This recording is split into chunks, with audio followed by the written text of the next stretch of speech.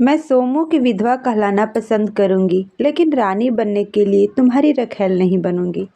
एक औरत की हिम्मत की कहानी। रनिया ठीक ढंग से खिली भी न थी कि मुरझा गई। उसे क्या पता था कि 3 साल पहले जिसने अग्नि को साक्षी मानकर जिंदगी भर साथ निभाने का वादा किया था, वह इतनी जल्दी साथ छोड़ देगा। शादी के बाद रनिया कितनी खुश थी। उसका पति सोमू उसे जी जान से प्यार करता था। वह उसे खुश रखने की पूरी कोशिश करता। वह खुद तो दिन भर हाड़ तोड़ मेहनत करता था, लेकिन रनिया पर खरोच भी नहीं आने देता था और रनिया को सचमुच की रानी की तरह रखता था।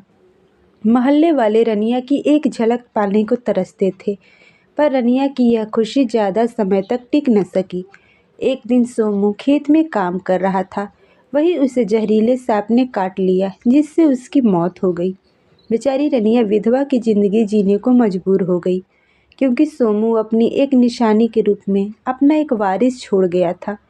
किसी तरह कर्ज ले देकर रनिया ने अपने पति का अंतिम संस्कार तो कर दिया, लेकिन कर्ज चुकाने की बात सोचकर वह सिहर उठती थी। जब भूख से बिलखते बच्चे के रोने की आवाज़ रनिया के कानों से टकराती तो उसके सीने में हुंक सी उठती, पर वह करती भी तो क्या करती। जिस रनिया को सोमू अपनी ज़िंदगी में रानी बनाकर रखता था और जिसकी एक झलक देखने के लिए मोहल्ले वाले तरसते थे, वही रनिया अब मजदूरों के झुंड में काम करने लगी थी। गांव के मनचले लड़के छींटा कसी भी करते थे, लेकिन उनको अनदेखा कर रनिया अपनी किस्मत को कोसकर चुप रह जाती थी। एक दिन गांव के सरपंच ने कहा, बेटी रनिया, सोमू के मर जाने से तुम्हें 12,000 रुपये की सहयोग राशि बीडीओ दफ्तर से मिलेंगे। मैंने सारा काम करा दिया है, तुम कल बीडीओ साहब से मिल लेना। अगले दिन रनिया ने बीडीओ दफ्तर जाकर बीडीओ साहब को अपना सारा दुखड़ा सुना डाला। बीडीओ साहब ने पहले तो रनिया को ऊपर से नीचे तक घूरा, उसके बाद अपनापन दिखाते हुए उन्होंने खुद ही फार्म भरा और उस पर रनिया के अंगूठे का निशान लगवाया और 1 हफ्ते बाद दोबारा मिलने को कहा। रनिया बहुत खुश थी और मन ही मन सरपंच और बीडीओ साहब को धन्यवाद दे रही थी।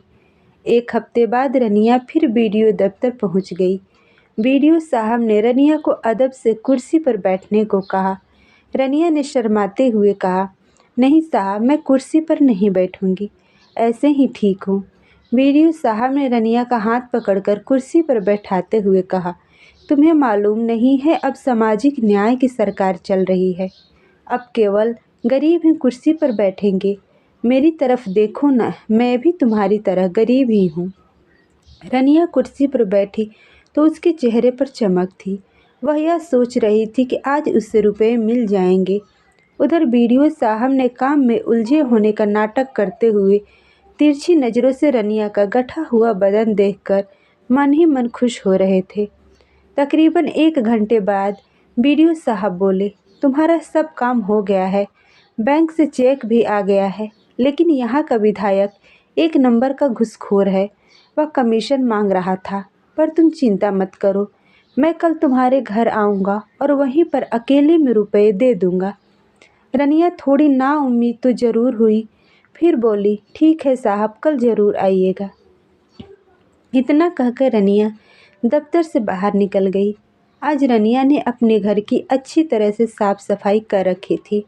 अपने टूटे फूटे घर को भी सलीके से सजा रखा था। वह सोच रही थी कि इतने बड़े हाकिम आज उसके घर आने वाले हैं, इसलिए चाय नाश्ते का भी इंतजाम करना ज़रूरी है। ठंड का मौसम था, लोग अपने अपने खेतों में काम करने चले गए थे। चारों तरफ सन्नाटा था। बीडीओ साहब दोपहर ठीक 1 बजे रनिया के घर पहुंच गए। रनिया ने बड़े अदब से बीडीओ साहब को बैठाया। आज उसने साफ सुथरे कपड़े भी पहन रखे थे, जिससे वह काफ़ी खूबसूरत लग रही थी। आप बैठिए साहब, मैं अभी चाय बना कर लाती हूँ, रनिया ने कहा।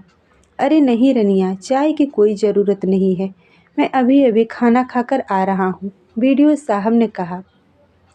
उनके मना करने के बावजूद रनिया चाय बनाने अंदर चली गई। उधर रनिया को देखते ही बीडीओ साहब अपने होशो हवास खो बैठे थे।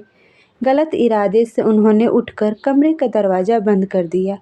जल्दी ही रनिया चाय लेकर आ गई, लेकिन बीडीओ साहब ने चाय का प्याला लेकर मेज पर रख दिया और रनिया को धमकाते हुए कहा, देख रनिया, अगर इनकार करेगी तो बदनामी तेरी ही होगी।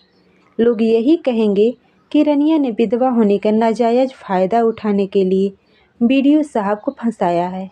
अगर चुप रही तो मैं तुझे रानी बना दूंगा। रुपए, पैसे, गहने, अच्छे कपड़े और खाना, तुम्हारी ज़िंदगी बदल जाएगी।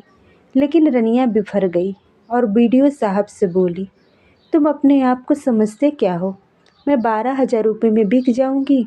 मैं भीख मांगकर ज़िंदगी गुजार लूँगी।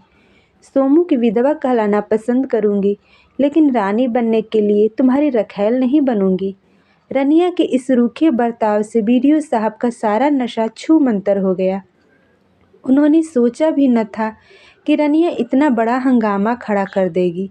अब वो हाथ जोड़कर रनिया से चुप होने की प्रार्थना करने लगे। रनिया चिल्ला चिल्ला कर कहने लगी, तुम जल्दी यहाँ से भाग जाओ, नहीं तो मैं शोर मचाकर पूरे गांव वालों को इकट्ठा कर लूँगी। अपनी बदनामी होते देख घबराए बीडीओ साहब ने वहाँ से भागने में ही अपनी भलाई समझी। तो दोस्तों, ये कहानी आपको कैसे लगी? इस कहानी के बारे में अपनी राय हमें कमेंट में लिखें। कहानी पसंद आई हो तो एक लाइक करें और हमारे चैनल को सब्सक्राइब करें। धन्यवाद।